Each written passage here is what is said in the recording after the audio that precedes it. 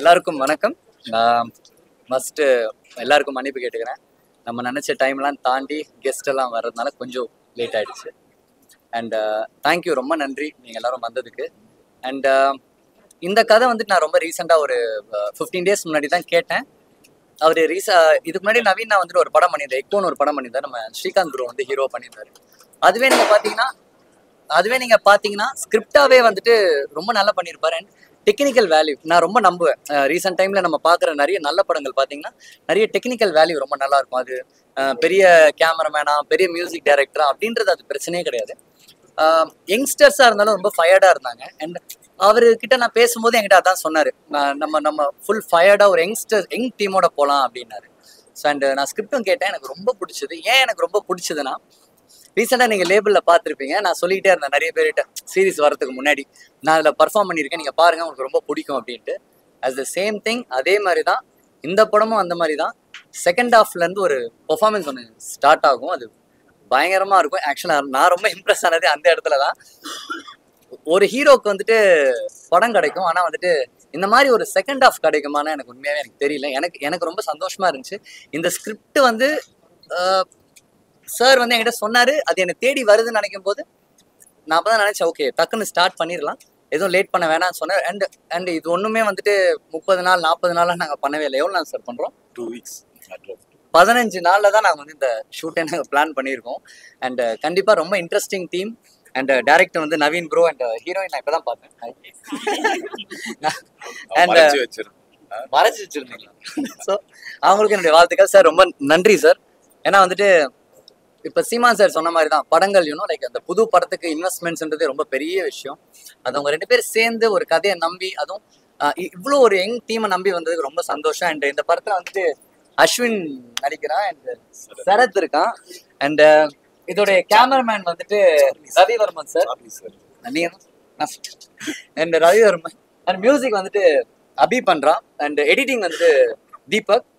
So கண்டிப்பாவே வந்து one of the extraordinary team. அதே மாதிரி வந்து நிறைய ஸ்டார் கேஸ்ட் சார்லி சார் இருக்காங்க. அப்புறம் யாரு?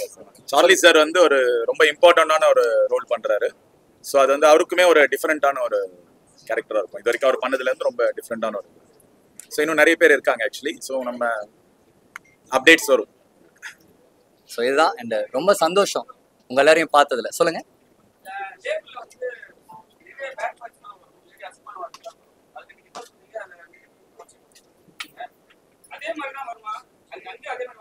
இல்லண்ணா நம்ம தியேட்டருக்கு வரும்போது நமக்கு இல்ல அதுக்கு தான் வரேன். தியேட்டருக்கு வரும்போது நமக்கு சென்சார் போர்டுன்னு ஒன்று இருக்கு.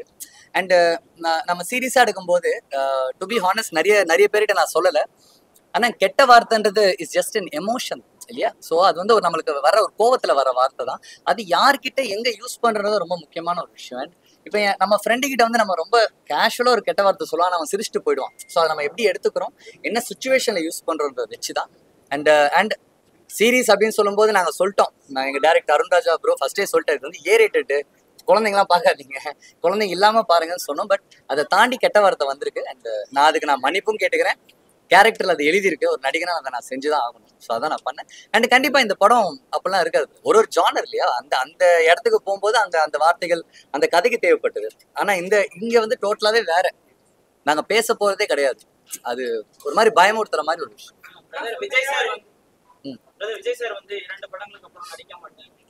எனக்கெல்லாம் செம்ம வருத்தம் ப்ரோ. பிக்கஸ்ட் டிசிஷன் எனக்கு தெரியும். அண்ணன் கிட்ட நிறைய வாட்டி நானும் பேசியிருக்கேன். அவருக்கு அரசியலுக்கு வரணும் அப்படின்னு அவர் என்னைக்குமே சொன்னது கிடையாது. பட் இந்த மக்களுக்கு எதனா செய்யணும்னு மட்டும் நிறைய வாட்டி அவர் ரொம்ப கேஷுவலா, ஏன்னா நானும் கோயம்புத்தூர் மாப்பிள்ளையில இருந்து பார்த்துட்டு இருக்கேன். அவர் மக்கள் கிட்ட ரொம்ப ஈஸியா பழகிறது இதெல்லாமே அவருக்கு அப்பல இருந்து இருந்திருக்கு. Biggest decision. யாருமே இதை பண்ண மாட்டாங்க. ஒரு 500 கோடி 1000 கோடின்ற ஒரு பிக்கஸ்ட் பிசினஸ் வச்சுக்கிட்டு மக்களுக்காக ஃபுல்லா வர்றதுன்றது ஒரு பெரிய டிசிஷன்.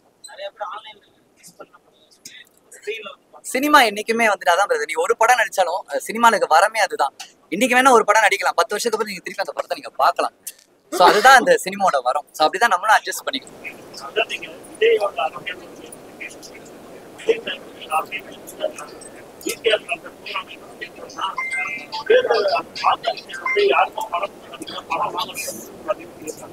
பட் ஆனா இப்போ வந்து சமூக வலைத்தளம் முக்கியமா வைக்கப்பட்டீங்கன்னா விஜய் தான் அரசியலுக்கு வர முடியுதுக்காக மாணவர்களை கூப்பிட்டு புத்தமான முறையில வந்து இந்த மாதிரி பணம் ஓட்டுக்காக பணம் கொடுக்குறாங்க போயிட்டு.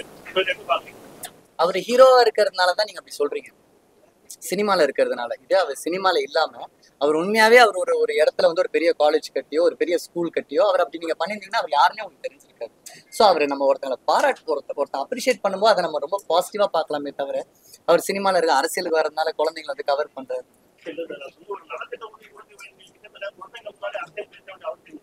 பிரதர் நீங்க குழந்தைங்க நீங்க சொல்றீங்க பிரதர்.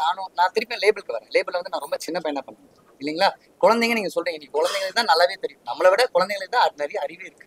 ஸோ அவங்களுக்கு தெரியாதெல்லாம் ஒண்ணுமே கிடையாது. சரி, ஒவ்வொரு பர்சனுமே வந்துட்டு ஒரு குழந்தைங்க அவங்க ஸ்டேஜுக்கு வரும்போது அவங்க எல்லாமே தெரிஞ்சுக்கணும்னு தான் பேசுற விஷயம். நம்ம ஒன்றும் தப்பா பேசலையே. நம்ம இந்தியன் பாலிடிக்ஸை பத்தி பேசுறோம், நம்ம சுத்தி நடக்கிற அந்த பிரச்சனையை பத்தி தானே பேசுறோம். அது நல்ல விஷயம் தானே பிரதர்.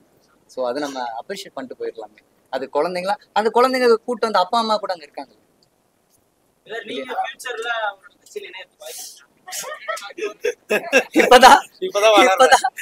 ஐயோ சார் நீங்க அப்படிலாம் சொல்லாதீங்க சார். அரசியல் ஆல்வேஸ் குட், அதுதான் பிரச்சனை இல்லை. நான் பிறந்தது சினிமாக்காக, நான் சாகிறதும் சினிமாக்காக தான், வேற எதுவுமே. அரசியல் போன்ற அதிகமான தலைவர்கள் வந்து இப்போ அரசியல் விஜயகாந்த் வந்து அரசியல் வந்து ஷார்ட் பீரியட்லயே வந்து பாத்தீங்கன்னா எதிர்கட்சி தலைவராக உயர்ந்திருக்காரு. ஸோ அவரே வந்து பாத்தீங்கன்னா வர காலத்துல வந்து பாத்தீங்கன்னா ஒரு சரிவை ஏற்படுத்த விஜய் வந்து பெருமட்ட பெரிய அரசியல் வந்து தாக்கு பிடிப்பாங்க நம்புறீங்களா? நிறைய நம்பிக்கை இருக்கு. அவர் ரொம்ப குவைட்டான ஒரு person and he is very much சீரியஸான ஒரு பர்சன். நல்லா யோசிப்பார் ஆக்சுவலி. நல்லாவே எனக்கு அவர் மேல நம்பிக்கை இருக்கு. வந்தாருன்னா ரொம்ப ஹாப்பி தானே. எனக்கு ரொம்ப ஹாப்பி இல்லை. எங்க அண்ணன் சிஎம் ஆயிட்டாரு, ஜாலியா. அப்போ ஒரு கூட இருக்கிற ஒரு ஆர்டிஸ்ட் வந்து சொல்றாங்க, சார் ரொம்ப நேரமா வெயிட் பண்ணிட்டு இருக்காங்க ஒரு போட்டோ எடுக்கிறதுக்கு, காலையில இருந்து வெயிட் பண்ணிட்டு இருக்கான்னு சொல்லும்போது அவங்க அசிஸ்டன்ட் கூப்பிட்டு திட்டினாரு. என் கண்ணு முடிய திட்டினாரு. அவர் திட்டி ஏன் நீங்க கிட்ட விடவே இல்லை அப்படின்னாரு. அதுக்கப்புறம் வந்து போட்டோ எடுத்தாங்க போனா. நான் கேட்டேன், எப்பவுமே உங்களுக்கு இப்படிதான் இருக்கும் அப்படின்ட்டாரு அவர். சரி, அவர் சுத்தி நடக்கிற ஒரு பிரச்சனையை வச்சுட்டு நீங்க அவரோட பர்சனல் கேரக்டர் வந்து நீங்க வந்து ஜட்ஜ் பண்ண முடியாது. என்னை பொறுத்த வரைக்கும் அந்த அண்ணா பத்தி நல்லாவே தெரியும். நான் ஷூட்டிங்ல நடக்கும்போது நிறைய பேர் கூட தோல்ல கை போட்டு, சாதாரண ஒரு லைட்மேன் கிட்ட கூட தோல்ல கை போட்டு அவர் பேசியிருக்காரு, நான் பார்த்திருக்கேன். அதே மாதிரி ஆடியன்ஸ் வரும்போது எல்லாருடையும் அன்பா பேசியிருக்காரு. இது ரொம்ப நம்ம வந்துட்டு அரசியல் வேண்டாம், நீங்க வெளியே வாங்க, இருக்கு தனியா இருக்கு. சூப்பர் கொஸ்டின்மா. நான் பாத்துக்கோங்க, இந்த வீடியோ நீங்க பாப்பீங்க. நல்ல கொஸ்டின். எஸ், அது எனக்கும் அவருக்குமே ஒரு சண்டை இருந்துகிட்டே இருக்கு. நான் விக்ரம்ல இல்லை அண்ட் லியோ கூட இல்லை, எனக்கும் அவருக்கும் ஒரு இது இருந்துகிட்டே இருக்கு. God grace.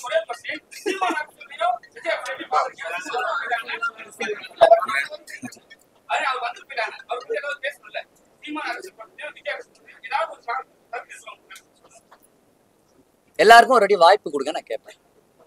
Even though Vijayakanth சாரா இருக்கட்டும் கூட சரி, இன்னைக்கு நம்ம சார் போனதுக்கு அப்புறம் வந்துட்டு சார் அப்படி சார் இப்படி நம்ம இவ்வளவு பேசணும்ல, அன்னைக்கு அவர் சூப்பரா நிற்கும் போது நம்ம ஒரு வாய்ப்பு கொடுத்துருந்தோம்னு வச்சுக்கோங்களேன், அவர் நல்லது பண்றதா கெட்டது பண்ண நமக்கு தெரிஞ்சிடும். ஸோ நம்ம யாருமே ஜட்ஜ் பண்ண வேண்டாம். யாருன்னா ஒருத்தங்க வரானா வாய்ப்பு கொடுப்போமே. ஏன் அவன் அங்கேயே 100 வருஷமா இருப்பாங்க? 5 வருஷம் தானே, 5 வருஷத்துக்கு அப்புறம்.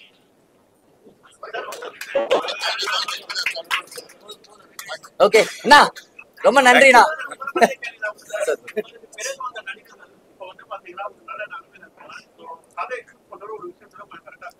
கதை எங்க பிரச்சனையே இல்லை பிரதர். நான் உங்க கொஸ்டின் எனக்கு புரிஞ்சிருச்சு, கொஸ்டின் புரிஞ்சிருச்சு. எனக்கு முன்னாடி வந்தவங்க பின்னாடி வந்தவங்க எல்லாம் யாருமே நம்ம பார்க்க வேண்டாம். அவங்களுக்கு ஒரு டைம் வந்திருக்கு, அவங்க வந்தாங்க. எனக்கு இன்னைக்கு ஒரு டைம் வந்திருக்கு. எனக்கு சினிமாவை இன்னும் கத்துக்கிறதுக்கு நிறைய டைம் எடுத்துச்சு இல்லையா? இன்னைக்கு கத்துக்கிறதுக்கு நிறைய டைம் எடுத்துக்கிட்டு பிரதர், நான் திருப்பியும் சொல்றேன், நான் பிறந்தது சினிமாக்காக. நான் 100 வருஷம் வாழ்ந்தா கூட 99 வயசுல கூட சினிமாக்காக இருந்துட்டு போயிடுவேன். எனக்கு அது பிரச்சனையே கிடையாது. தேங்க்யூ.